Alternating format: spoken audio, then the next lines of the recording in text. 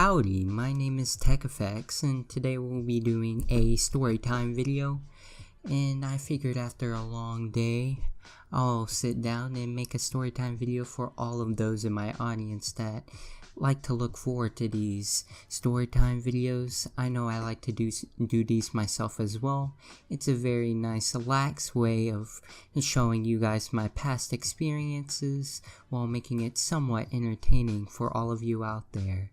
Anyways, all stories begin with a setting, as I like to point out, and this setting began all in these apartments that I used to live in, and well, these apartments had a lot of great memories for me. And first off, I had my first neighborhood friend there. We played a lot of video games on the PS2. Actually, it was when the PS2 actually first came out, and I remember going over to his house one time and this dude had all the latest games. It was quite crazy. I had a lot of great times. Do you guys actually remember those ATV versus motorbike games? Those were the best, especially if you were like driving your bike and all of a sudden the map ended because the storage for the PS2 was so small that if you actually went to the edge of the world, you would fall off. But anyways, these apartments here were probably the first housing that I actually remember living in, so therefore it must be noticeable or said that, yeah, I was pretty young at the time of the story. Actually, I remember it vividly though. I was hanging out in my room one day in said apartment when all of a sudden there's a knock knock at the door. And this knock knock was answered by my mother, who was actually home alone, and at the time my mom's boyfriend was out and about doing work. But he actually took my mom's car that day because recently he was having a bit of, car problems. If you guys know that all of a sudden when the car gets a little bit older, it just stops on you. You'll be out driving trying to get some groceries or something and the car is like, okay, I'm heading out, and it just dies on you while you're in a Big Lots parking lot just trying to get home. My mom answers the door and she's like, "What's up, you hooligans?" Because who was knocking on his door was actually the younger to the older kids of the complex. They like to spend their free time biking around and seeing what's going on with the rest of the folks. My mom is like, "So, what's going on?" And the bikers are like, "Ma'am, I don't mean to, actually make you a little bit worried or anything, but yeah, your husband's car is on fire."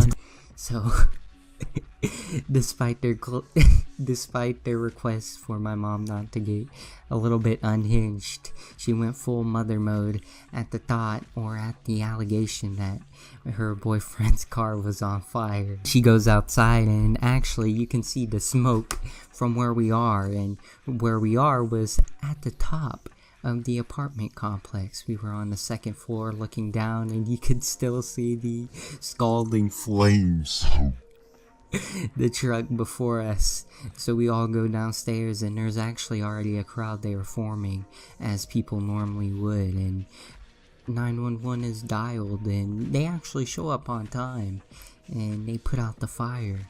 However, the actual meat of the story, well, it's actually a two-parter because there's actually a car on fire, and I doubt that's actually something you skip over in the story. However, I do not remember much about it other than looking on the inside and seeing a couple of burnt seats, and being raised as a kid that was told constantly, "Hey, don't make a mess on that seat, you hear me?" And looking in that car and seeing those burnt to crispy seats, I think that was proper justice for all the times I couldn't spill my snacks on them. And we go back upstairs and we come to the realization that we kind of left my sister up there because, well, my sister is at the age that she shouldn't probably be seeing a scalding on flames car. Well, we kind of needed somebody at home with my doggo. So we go back upstairs and my mom reaches for the doorknob and she realizes the door is actually locked and she left the key on the inside. We have no idea. We actually start calling out to my sister, who opens up the blinds to the windows and does not unlock the door, because she was one of those kids that if an adult told her something, she would take it to heart. If you were to tell her, please don't open doors for anybody if I leave home, why, she will lock the door and go on Protocol 1 type disaster relief. Like, she would not open this door regardless of if the freaking president was out there asking to be let in. We try to get my sister to come out, and my mom actually starts calling a couple of other people to see, well, if they could well, not necessarily break, but pick the lock so we could go in. We call over a couple people, however, one genius, one Albert Einstein of the crowd, decides to grab me by my legs. Well, he proposes the idea of grabbing me by my legs and hoisting me up so I can reach over as a bridge. Keep in mind that I call myself a bridge because between the window and the railing that we're standing on, or I guess the platform that we're standing on, there is a 20-foot drop to the ground. So they expected me to have enough balance to be being held by my toes and leaning over, grabbing the window and opening it up with my child strength. Now obviously, my child brain was probably thinking, I'm gonna die today. But alas, the idea did not pass, because actually there was somebody in the crowd that could pick the lock. However, I think the best golden point of his reasoning for letting or trying to put me in there was that he was trying to coax me into it by saying that I would be like my own idol, Super Mario. Now, I have never seen a game where Mario is hoisted as a bridge to open a window. However, if you guys have seen that game before, please feel free to let me know in the comments, because I have never seen something like that before.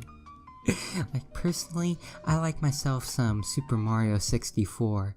However, I gotta say, man, that Dire Docks level, that eel is quite scary. That eel would come up while I'm just trying to get my coins and put its eel face right up Mario's poop chute. And would scare the ever-loving crap out of me and put my health always to red. Like, I swear, this damn eel would never let me by. The guy comes over and he opens the door, and, well, as we pass my sister, who is quite happy at herself for not opening the door, I wish I could have told her and said, hey, you're the reason why we were outside for 20 minutes. That's the end of my story. It's quite a hazy child experience, but I think we all have one of those wild child experience. Feel free to leave those if you got one of them in the comments below, and I'll put my thoughts on it. If you guys would like to contact me, feel free to follow me on Twitter or join my Discord server, which is down below. That Discord server has a lot of good people in it and is not toxic at all. Matter of fact, I would advocate you to even make your account if you haven't made one already, to join that Discord server, because it's that good, ladies and gentlemen. But anyways, if you haven't already, support the channel. But anyways, I feel like I've repeated but anyways a couple of times. I know there's gonna be a guy in the comments down below. Tech, you said but anyways like 800 times now. I know, I'm sorry, this video is actually scriptless. I was really inclined to make a video tonight. But hey guys, this is me, techeffects, yet signing off for another video.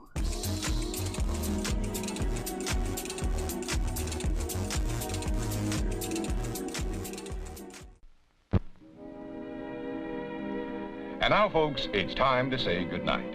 We sincerely appreciate your patronage and hope we've succeeded in bringing you an enjoyable evening of entertainment. Please drive home carefully and come back again soon. Good night.